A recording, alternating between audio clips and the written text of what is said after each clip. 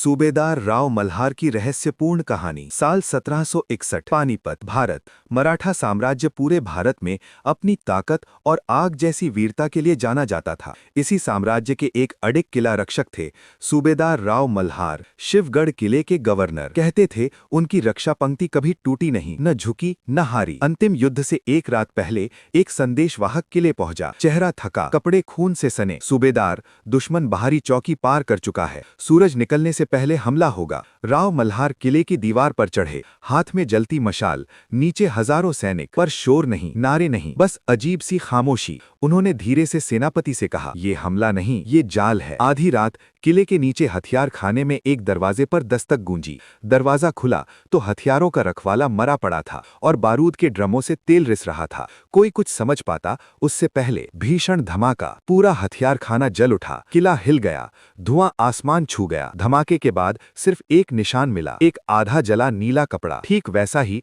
जैसा राव मल्हार की अपनी घुड़सवार सेना पहनती थी। अब किले में शक फैल गया, जहर बाहर से आया या विश्वास के भीतर से। सुबह जब दुश्मन सेना किले के दरवाजे पर पहुंची, उन्हें लगा सूबेदार हार चुका होगा, टूट चुका होगा, आत्मसमर्पण करेगा। लेकिन दरवाजा खुला तो देखा एक व्यक्ति जली हुई वर्दी, तलवार खींचे, धुएं के बीच अकेला बाहर आता हुआ। वो शांत था पर खतरनाक रूप से अडिग। भीड़ के बीच उसने बस इतना कहा, अगर किला जले तो सूबेदार लड़ता है। दुश्मन टूट पड़ा, हमला शुरू हुआ। लेकिन इतिहास में एक और रहस्य दर्ज है, किला उस दिन गिरा नहीं, युद्ध बीच में रुक गया। दुश्मन का सरदार बिना कारण पीछे हट गया और सूबेदार राव मल्हार युद्ध के बाद कभी नहीं मिले। कुछ इतिहासकार मानते हैं वो युद्ध में मारे गए, कुछ कहते हैं वो एक नीले घोड़े पर उत्तर की ओर निकल गए थे। लेकिन मराठा पांडुलिपियों में एक पंक्ति आज भी बची है, सूबेदार का अंत तभी होता है जब उसके बारे में सवाल खत्म हो जाएं।